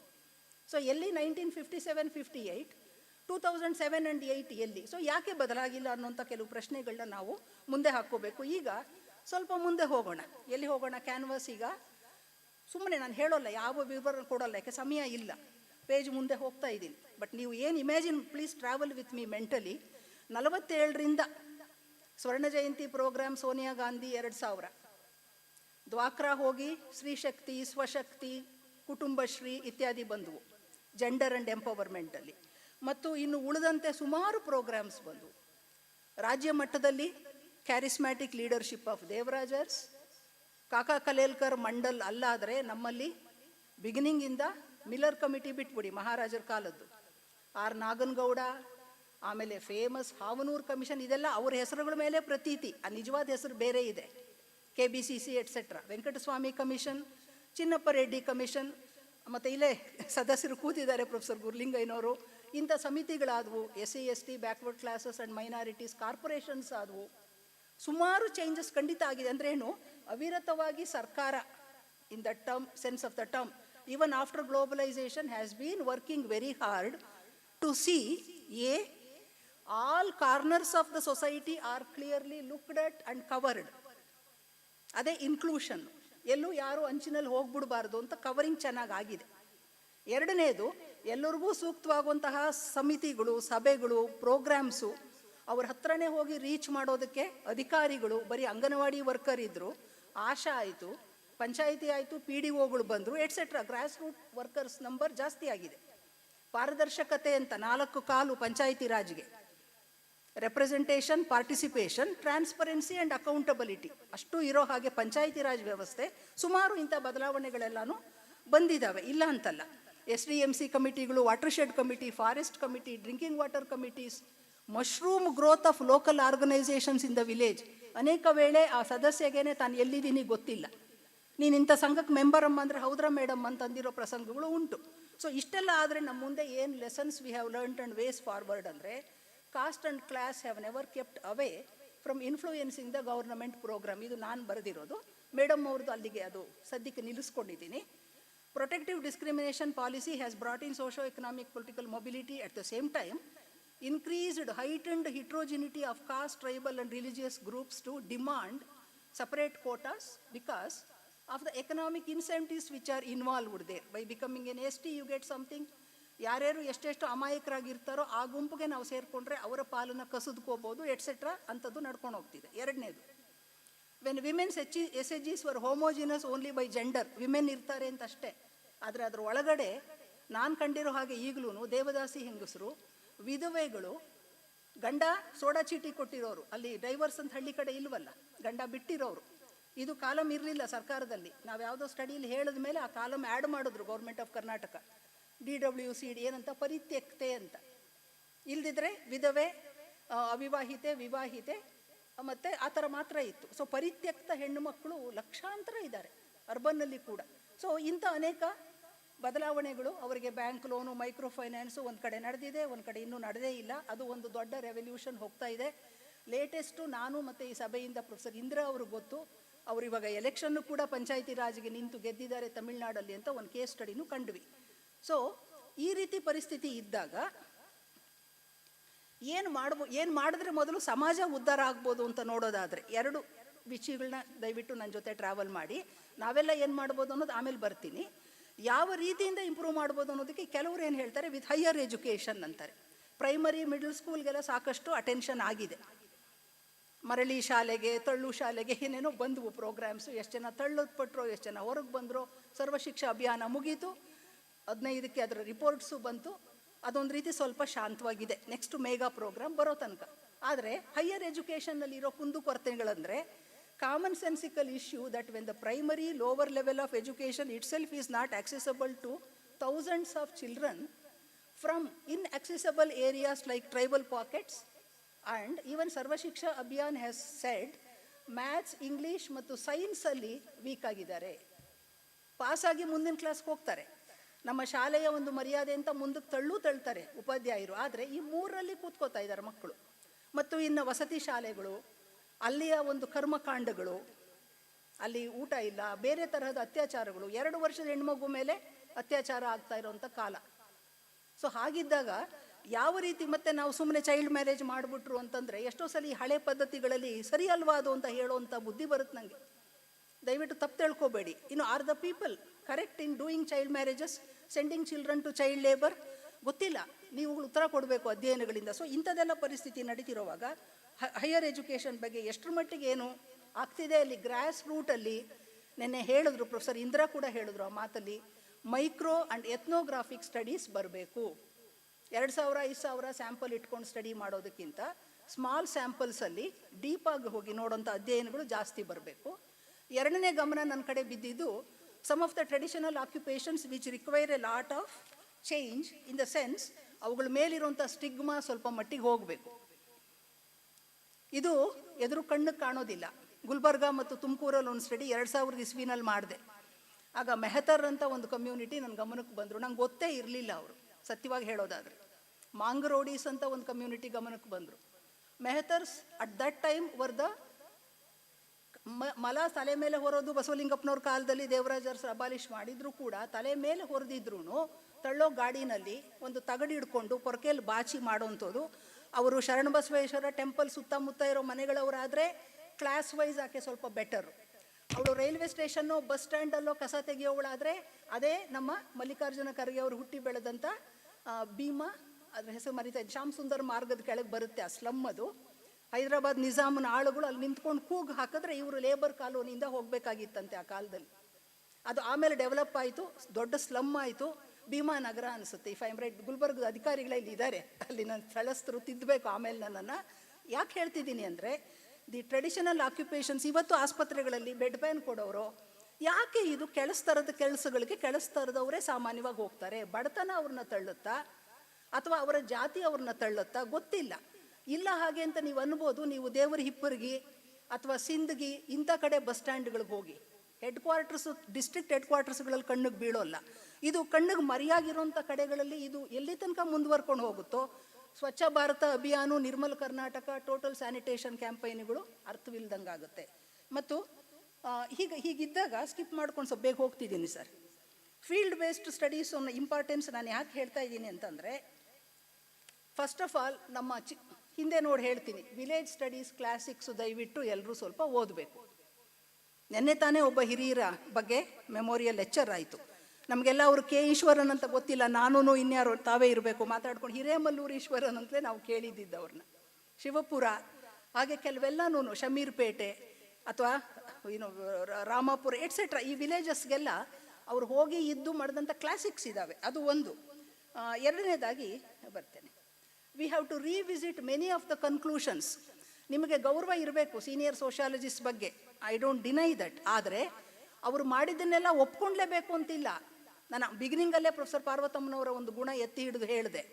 ಅವರು ಇವರು ಶ್ರೀನಿವಾಸ್ ಅವರ ಕಾನ್ಸೆಪ್ಟ್ ಒಂದನ್ನು ಕಾಮೆಂಟ್ ಮಾಡಿ ಅದ್ರ ಬಗ್ಗೆ ಎಷ್ಟು ಚರ್ಚೆ ನಡೀತು ಅಂತಂದರೆ, ವೀಣಾದಾಸ್ ಅವರು ಎಲ್ಲ ಕಡೆಗೆ ಆ ಜರ್ನಲ್ಲು ಇದ್ರ ಮೇಲೆ ಇನ್ನು ಡಿಸ್ಕಷನ್ನ ನಾವು ಸ್ಟಾಪ್ ಮಾಡ್ತಿದ್ದೀವಿ ಅಂತ ಹೇಳೋ ತನಕ ನಡೀತು. ಅಂದರೆ ನಿಮ್ಮ ದಿಟ್ಟ, ನಿಮ್ಮ ಕಾನ್ಫಿಡೆನ್ಸ್ ತೋರಿಸುತ್ತೆ. ಕೆಲವು ಕಾನ್ಸೆಪ್ಟ್ಸ್ನ ನಾವು we have to revisit them and we have to look at issues from a very different significant point of view. And then what else we have to need? Once you do go to the field, there are certain things which you have to take care of, which I would like to run very fastly. One is, please avoid preconceived notions.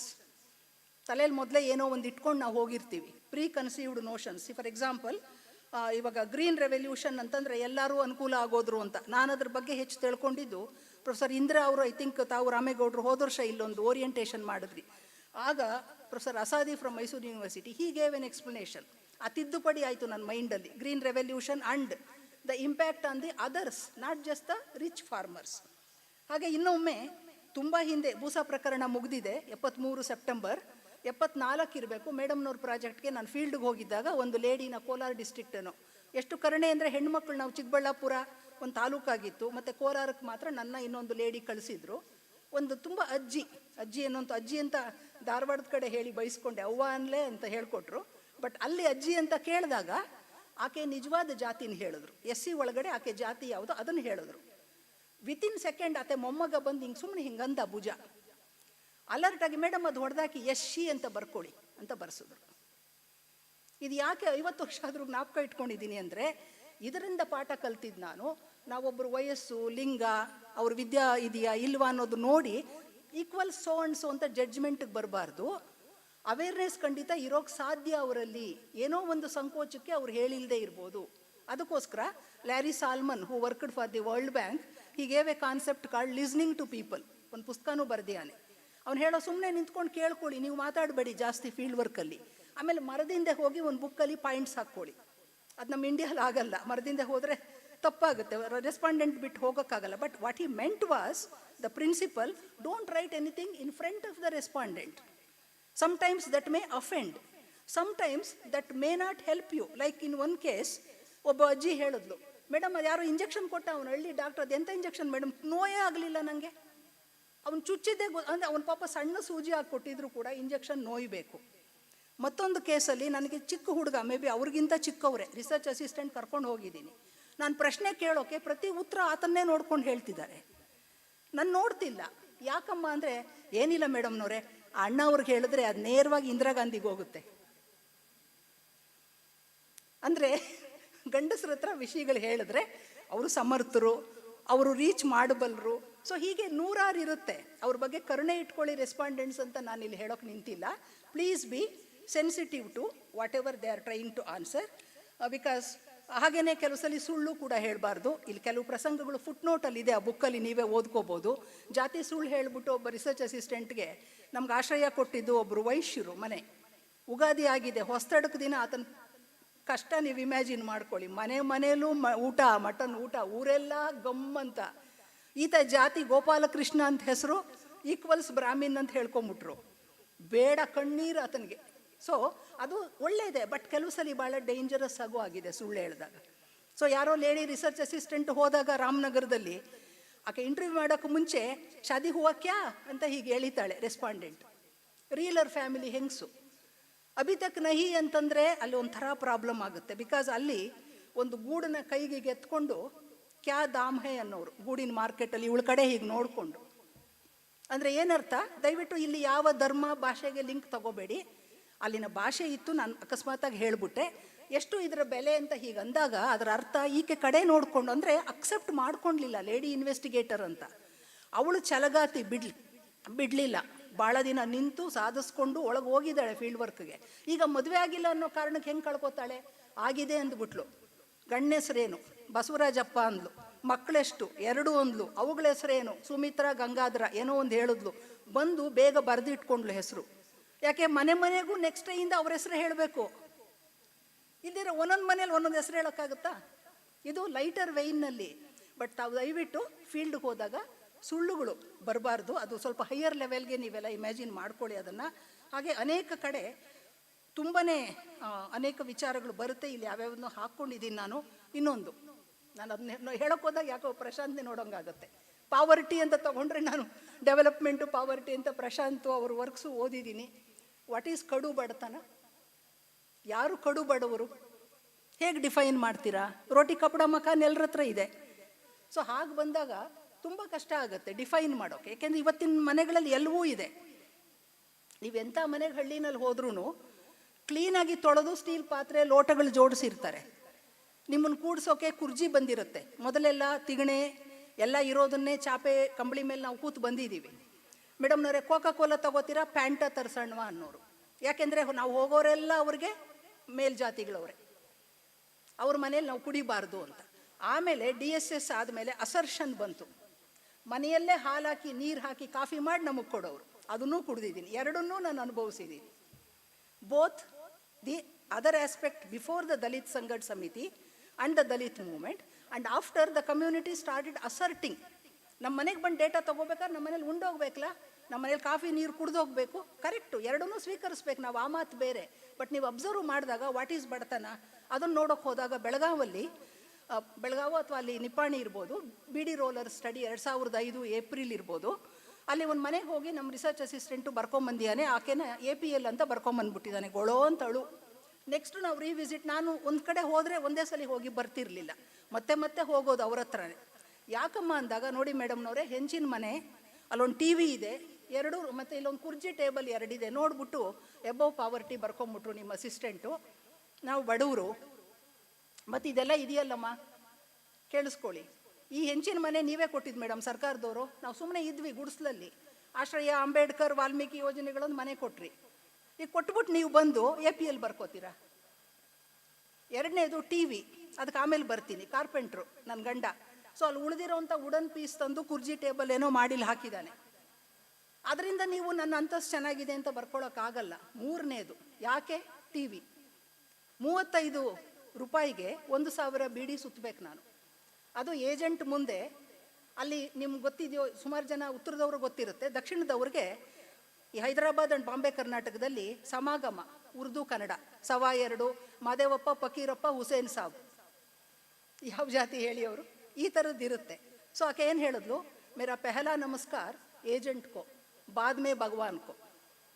Who is that agent who gives her the quota of ತಂಬಾಕು, ದಾರ, ಬೀಡಿ ಸುತ್ತೋಕೆ order ಕೊಡೋನು ಅವನಿಗೆ ಮೊದಲು ನಮಸ್ಕಾರ. Q ನಿಂತ್ಕೋಬೇಕು, ಹೆಣ್ಮಕ್ಳಿಗೆ ಗುಟ್ಕಾ ಬಂತು, ತಂಬಾಕು ಬಂತು, cigarette ಬಂತು, ಬೀಡಿಗೆ ಕೊಟ್ಬಿಟ್ರು.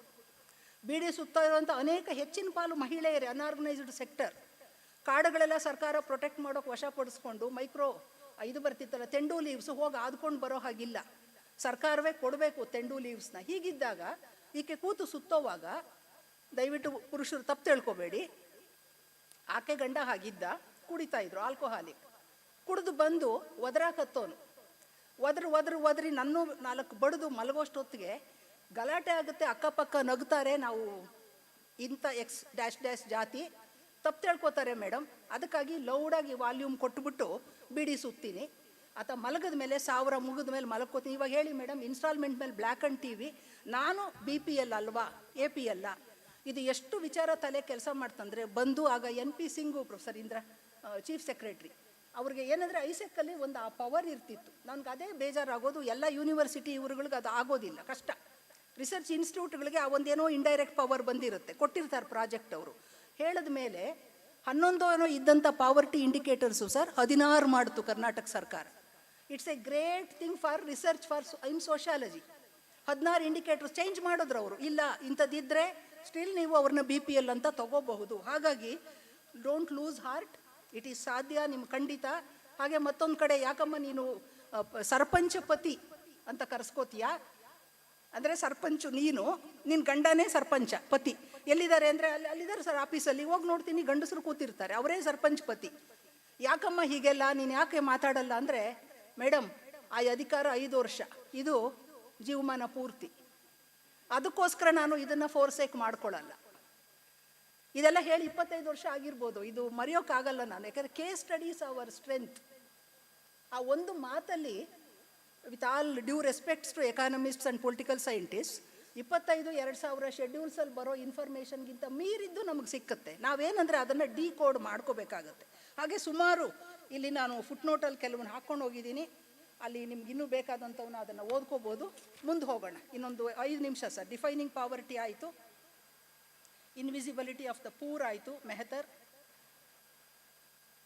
ಬೀದರ್ದು ಒಂದು ಹೇಳ್ಬಿಡ್ತೀನಿ ಕೇಸ್ ಸ್ಟಡಿ. ಏನಂದರೆ ಇಲ್ಲೇನು ಹೆಡ್ಡಿಂಗ್ ಹಾಕಿದ್ದೀನಿ ಕೇಸ್ ಸ್ಟಡಿಗೆ, ಇದು ಬುಕ್ಕಲ್ಲೂ ಇದೆ. ಒಂದು ಪ್ರಾವರ್ಬ್ ಇದೆಯಲ್ಲ, ಏನಾದ್ರು ಹಣ ಕಳ್ಕೊಂಡ್ರೆ ಏನು ಸರ್ ಸೀನಿಯರ್ ತಾವಿದ್ದೀರಿ, ಅಲ್ಲೇ ಹುಡುಕು ಬೇರೆ ಕಡೆ ಹುಡುಕಬೇಡ ಅಂತಾರಲ್ಲ, ನಾನಿಲ್ಲಿ ಬರೆದಿರೋದು ಬೇರೆ ಕಡೆನೇ ಹುಡುಕು, ಅಲ್ಲಿ ಹುಡುಕಬೇಡ ಅಂತ.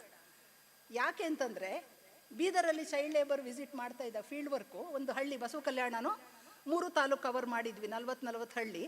ಮಧ್ಯಾಹ್ನ ಸುಮ್ಮನೆ ಅಡ್ಡಾಡ್ತಾ ಇದ್ವಿ, ಹುಡುಗರು ಅದೇನು ಚಿಕ್ಕ ಕ್ವಶನೇರು, ಪ್ರತಿ ಮನೆಗೆ ಹೋಗೋದು, ನೋಡಿ ಪ್ರಶ್ನೆ ಕೇಳ್ಕೊಳ್ಳಿ, ಚಿಕ್ಕವರು ಹಿರಿಯರಿಗಲ್ಲ ಇದು, ಬರ್ಕೋತೀವಿ ಹೆಸರು ತಂದೆ ತಾಯಿ, ಮಕ್ಕಳು ಎಷ್ಟು ಜನ, ಏನು ಮಾಡ್ತಾರೆ ಮಕ್ಕಳು ಅಂದಾಗ ಸಹಜವಾಗಿ ಬಂತು, ಅವನ ಮೇಡಮ್ ಎಮ್ಮೆ ಮೇಯಿಸ್ತಾನೆ.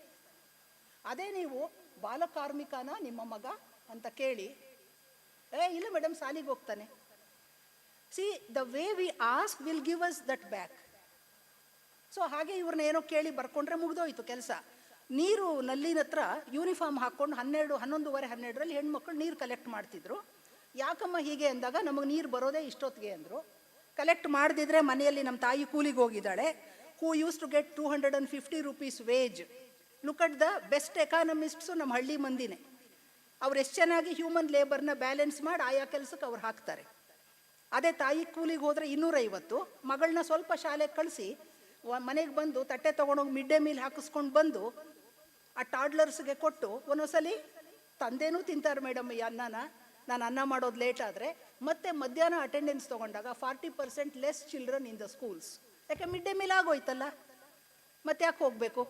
ಸೊ ಇದನ್ನು ರಿಪೋರ್ಟ್ ಮಾಡಿದಾಗ ತುಂಬ ಬೈದರು ಮೇಡಮ್. ಸೇಮ್ NB ಸಿನ್ಹಾ ಏನೋ, we asked you to do a study of child labour. Sanjeev Kumar ಅವರು ಇವತ್ತು ಇದಕ್ಕೆ ಎಲೆಕ್ಷನ್ಸ್ಗೆ ಏನೋ ಕಮಿಷನರು ಅವರು, why did you go and do something on drinking water ಅಂದರೆ the answer lies there sir.